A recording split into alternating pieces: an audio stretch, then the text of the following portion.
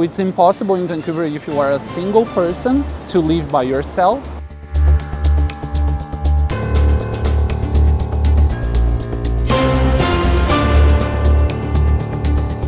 My name is José, I'm 27 years old and I'm living in Vancouver since April 22. I came to Canada in April 2022 because I got a job offer here and I started looking for rent in January 2022. I remember that I was looking for a studio and the price from the studio was $1,200. And then when I arrived, the same studio was listed for $1,500. And then I tried to apply for the studio, but I didn't have a credit score, so I was denied, even willing to pay 3 months in advance. The property management manager told me, I'm not looking for advanced money, I'm looking for a good profile for my property. And I was eliminated from the process application. After that, I decided, okay, so I will need to share and I will build my credit score, and then probably in the end of 2022, I will be able to find something for myself. And I started to share an apartment, and the landlady evicted us because she sold the property due to the mortgage rate, the interest rate.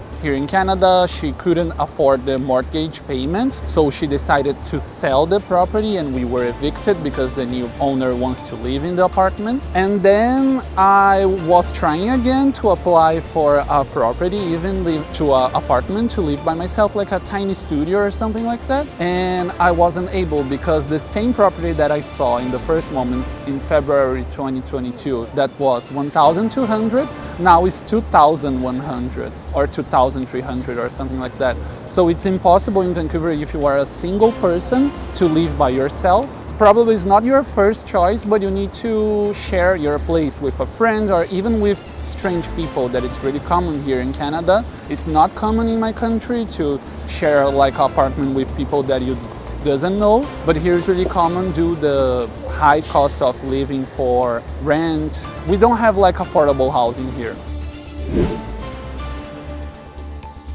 I don't because this summer I'm not working so much, but last summer I was working an average of 45 to 55 hours per week to have a saving of money and apply for a property, buy the things that I need, like the couch, my beds and things like that. But even saving a lot of money, it's not enough for Vancouver standards.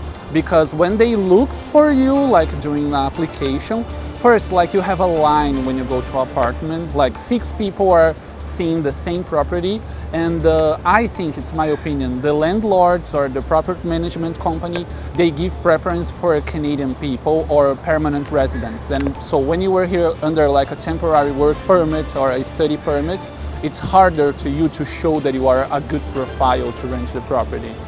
And I feel really disappointed because we came to Canada, most people came to Canada to have a better life than in their countries. But how you will have a better life if you can't afford the most basic thing, that it's your place to live, your peace of mind? So I'm feeling frustrated. No, I don't think it's enough. Here in Vancouver, we don't have a living wage. I know this is a problem worldwide, but if we see the case of Canada, how much the property value and the rent increases, and we compare with the minimum wage increases, is one of the worst for the G7 countries. I think Canada is a country well known in the world for immigration policies. And I think this is a good side, but the problem is that the immigration policies, maybe the government are managing the immigration policies, but are not managing how these immigrants will live here.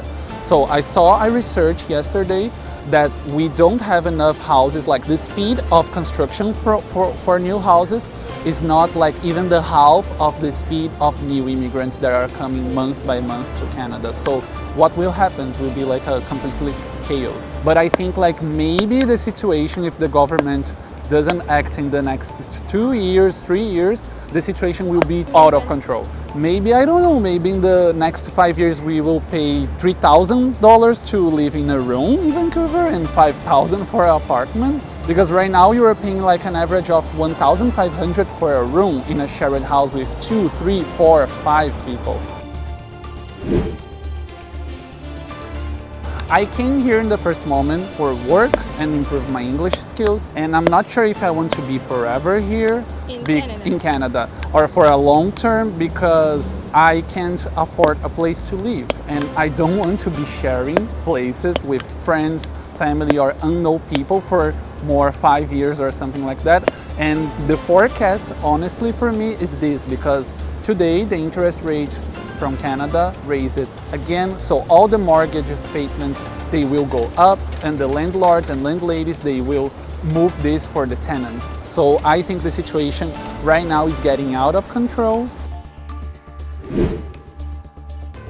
I really like Canada, but I think like the past years, I feel the government are taking some actions that I disagree.